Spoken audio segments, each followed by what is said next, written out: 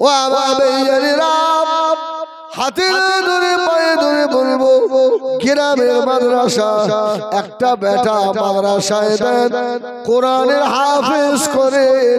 যদি কবরে নাজাত পেতে চান একটা বেটা আলেম করে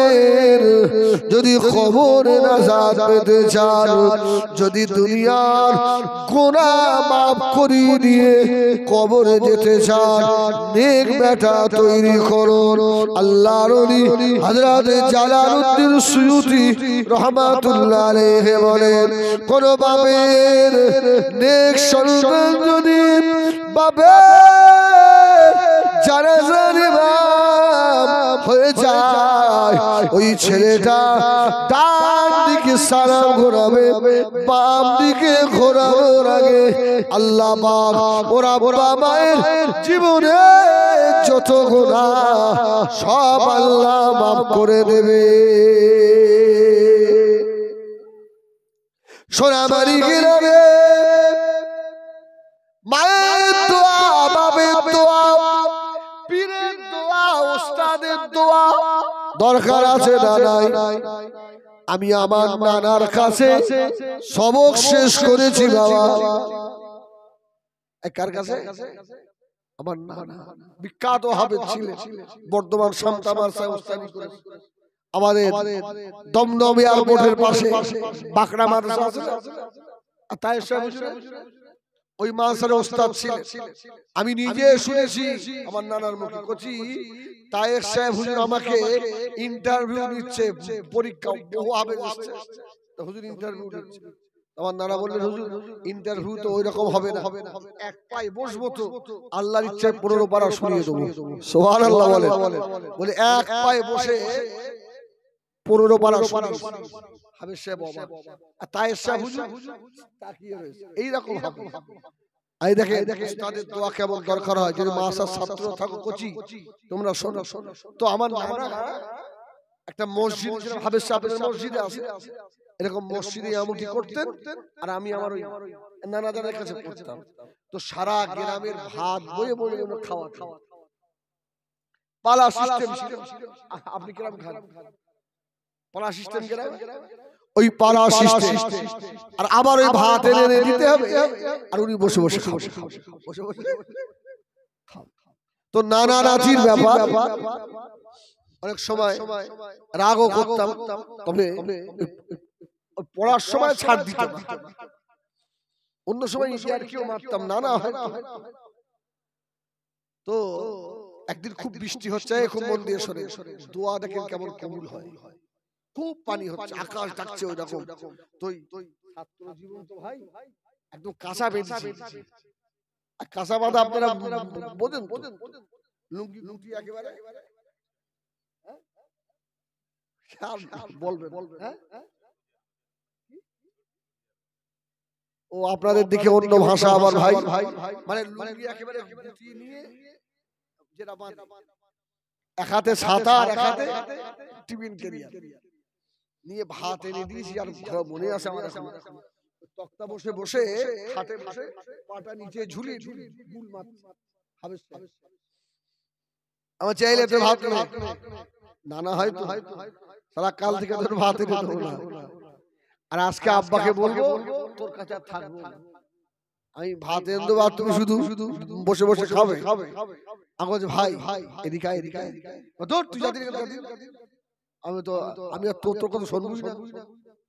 সারা শুধু এনে দেবো তুমি খাবে বসে বসে আচ্ছা ভাই আমার ভাই এদিকে তুমি আমার নানু ভাই নানা তো আস্তে আস্তে গিয়ে পাশে বসে হাতে গুল মারছিল ওই হাতটা আঙুলটা উঁচু করে দিয়ে আমার মাথায় হাত দেব আল্লাহ আমার হিজবুল্লাহ আমার এত কষ্ট করে ভাত বয়ে বয়ে খাওয়ায় আল্লাহ আমার হিজবুল্লাহ যেন সারা বাংলার মানুষ ভাত বয়ে বয়ে খাওয়ায় সুবহানাল্লাহ ওস্তাদের দোয়া ও বেজরিরা চার ইমামের ইমাম হযরত ইমাম আযম আব্বা আবু হানিফা রহমাতুল্লাহ আলাইহি হযরত ইমাম আযম গরিবের বেটা মাদ্রাসায় পড়ে বাবা হযরত ইমাম আযমের একটা জুতো ছিল না হযরত ইমাম আযম শীতের দিনে খালি পায়ে মাদ্রাসায় পড়তে যায় বাবা ও আবাবিয়েরা বড় মেধাবী ছেলে ইমাম আযম ওস্তাদের মায়া হয়ে গেল ও মুরব্বিয়ানেরা ওস্তাদ দেখে বলল বাবা নোমান ইমাম আযমের নাম আপনারা জানেন ইমাম আযমের ভালো নাম নোমান বিন সাবিত ইমাম আযম সুবহানাল্লাহ বলে আবু হানিফা হানিফার বাপ হুজুরের একটা মেয়ে ছিল হানিফা বলে মেয়েকে খুব আদর করতেন ভাই মেয়ে আমাদের খুব আদরের জিনিস না রে বাপ হ্যাঁ খুব আদরের জিনিস তো মেয়ের নামে এই মাযহাবের নাম হয়ে গেল হানাফি মাযহাব সুবহানাল্লাহ বলে হযরত ইমাম আযম আবু হানিফা রাহমাতুল্লাহ আলাইহি মাদ্রাসায় পড়তে যায় বাবা খালি পায়ে শীতের দিনে ঠকঠক করে কাঁপে ওস্তাদ দেখে বলল ও বাবা নোমান এদিকে আয় বাবা এভাবে আযমকে ডাকলেন অফিসে ডেকে নিয়ে গিয়ে ওস্তাদের কাপড়ের একটা ছেঁড়া জুতো ছিল ওই জুতোটা নিয়ে ওস্তাদ ইমামে আযমকে দিলেন ও বাবা ছেলে আগামী কাল থেকে এই কঠিন ঠান্ডা খালি পায়ে শোনা বাবা তোমাকে দেখে বড় কষ্ট হয় তুমি যে গরিবের বেটা বাবা আমি এই আমার কাপড়ের ছেঁড়া জুতোটা দিলাম বাবা নোমান এই জুতো পায়ে নিয়ে এসো ও মাদ্রাসার ছাত্র ছেলেরা বাবারা কান খাড়া করে শোনো বাবা হযরত ইমাম আযম আবু হানিফা রাহমাতুল্লাহ আলাইহি ওস্তাদের ছেঁড়া জুতো পেয়ে ব্যাগেও নিলেন না হযরত ইমাম আযম মাথায় তুলে দিয়েছে জোরে বলুন সুবহান আমার ওস্তাদের ছেঁড়া জুতো ওস্তাদ পায়ে দেওয়ার জন্য নিয়েছে হযরত ইমাম আযম জুতো মাথায় করে নিয়ে বাড়িতে নিয়ে গিয়ে জুতোটা একটু সাফ সুতরা পরিষ্কার করে কাপড় খুলে শুকিয়ে দিলেন হযরত ইমাম আযম ওস্তাদের জুতো কাপড়টা নিয়ে আসরে পরে আর দর্জির কাছে গিয়ে বলল বাবা দর্জি এই কাপড়ের একটা টুপি বানিয়ে দাও সুবহানাল্লাহ বলে দর্জি কাপড় ছিঁড়ে ফেলেছে ও বাবা নোমান এত জুতোর কাপড় বাবা কোথা পেলি ইমাম আযম ভদ্র ছেলে আস্তে আস্তে বললেন বাবা দর্জি আমি গরিবের ছেলে আমার জুতো নাই বাবা খালি পায়ে মাদ্রাসায় যাই বলে আমার ওস্তাদ দিয়েছে আমি চিন্তা করলাম ওস্তাদের জুতো পা দেবো আমি নোমানের বড় বেয়াদবি হয়ে যাবে আল্লাহ যদি নোমানের নাম বেয়াদবের খাতায় লিখে নাই দুনিয়া আখিরাত সব বরবাদ হয়ে যাবে ও আমার ওস্তাদের জুতার কাপড় দিয়ে টুপি বানাইয়া দাও। আমার ওস্তাদের জুতোর কাপড় মাথায় রাখবো। আল্লাহ যদি নৌমানের উপরে খুশি হয়ে যায়। ও জুতোর কাপড় দিয়ে টুপি বানিয়ে নিয়ে পরে ওই টুপি মাথায় দিয়ে খালি পায়ে হযরত ইমাম আযম মাদ্রাসায় গেলেন। ওস্তাদ খেয়াল করেছে মাথার দিকে নয়, ওস্তাদ পায়ের দিকে তাকিয়ে, ও বাবা নোমান, জুতো দিলাম তোকে, জুতা পায়ে না দিয়ে খালি পায়ে কেন বাবা? হুজুরকে অফিসের মধ্যে নিয়ে গিয়ে মার। যতবারে ইমামে আযম কোনো কথা বলে না, হুজুর শুনেছেন ওস্তাদের মার শরীরে যে জায়গায় লাগবে ওই জায়গায় জাহান্নামের আগুন আর লাগবে না।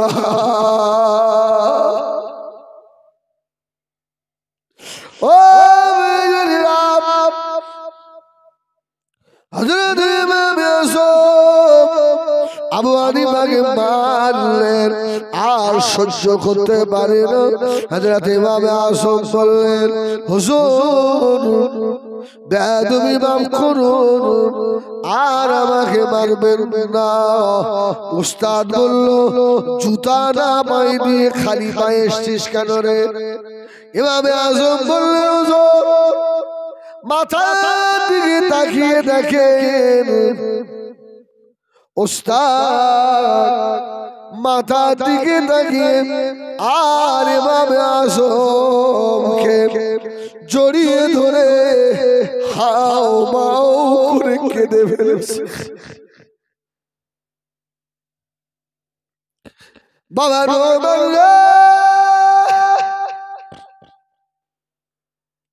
তোকে মেরে ভুল করেছি। ও বাবা নোমান, তুই আমার জুতা পায়ে না দিয়ে জুতোর কাপড় মাথায় দিলি কেন বাবা?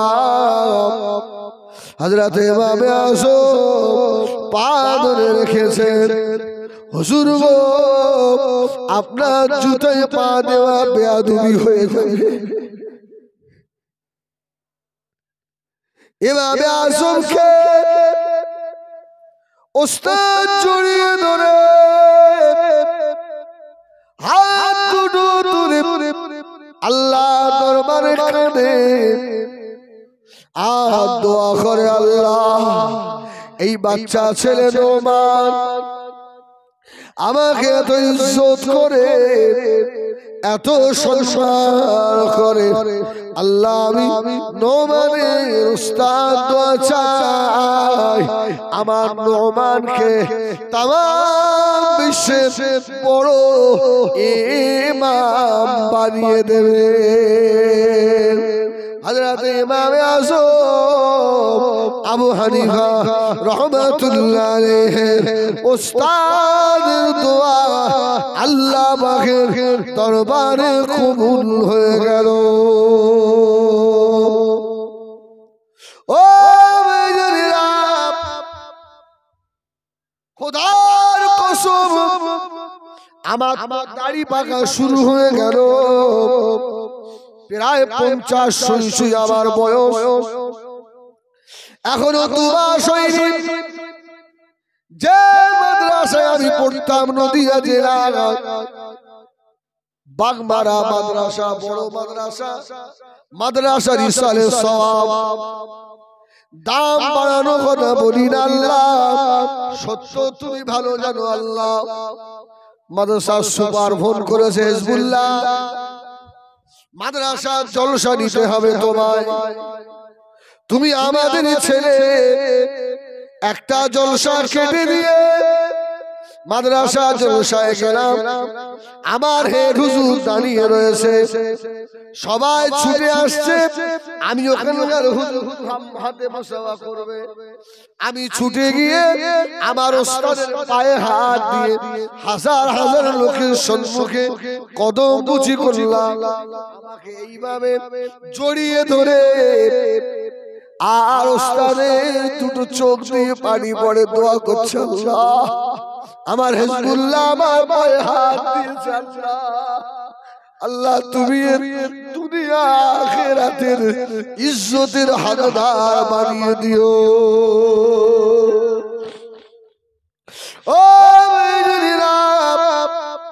দুনিয়া যদি বড় হতে চান, ওস্তাদের দোয়া নেন, মা বাপের দোয়া নেন, ঠিক কিনা ভুল বলেন? আমার আব্বা জান 5 মাস হলো ইন্তেকাল হয়ে গিয়েছে বাবা। ও ছেলেরা, মা বাপ কত বড় নিয়ামত। আমার আব্বা নিয়ত করেছিল, আল্লাহ আমার বড় বেটার হাফেজ, আমার বেটার কোলের উপরে মরবো। বাপের আশা থাকে না, থাকে না। এ ভাই বাড়ি যাবে না? বাড়ি যাবে? অসুবিধা হচ্ছে আমার রসে। আচ্ছা, আমি যতক্ষণ রস করছি একটাও কি আপনার বাজে কথা বলেছি? ফালতু কথা বললাম? এটা আমার পীর আল্লামা কালিমুল্লাহ হুজুরের নসিহত। কোচি খবরদার বাজে কথা বলবে না, এটা মেম্বারে রাসূলুল্লাহ, জোরে বলুন সুবহানাল্লাহ। এটা বাজে কথা বলার জায়গা। ও ভাইজানেরা, সোনা বাড়িখেরা, ও আমার ভাইজানেরা, আমার আব্বা জান আমার কোলের উপরে ইন্তেকাল হলো। কোরআন শুনতে শুনতে দুনিয়া থেকে চলে গেল, জোরে বলুন সুবহানাল্লাহ। আমি আপনাদের বলি, এমন বেটা তৈরি করে যান যেন মৌতের সময় বেটার জবানের একটু কোরআন তেলাওয়াত শুনতে পান, ঠিক না বল? ও মুরব্বিয়ানেরা, নওজওয়ান যুবকেরা, মরে যাব, মরে যাবে, চলে যাব বাবা, তবে শুনে রাখো কবরের সাথী কেউ হবে না যদি নেক আওলাদ রেখে যাও। ইযা মাতাল ইনসানু ইনকাতা আনহু আমালুহু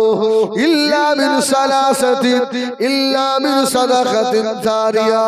আও ইলমিন ইয়ানতাফাউ বিহি আও ওয়ালাদুন সালিহ ইয়াদউ লাহু। নেক বাচ্চা যদি রেখে যাও, এই বাচ্চা যদি দোয়া করে, আল্লাহ তোমার কবরের কঠিন আযাব মাফ করে দেবে।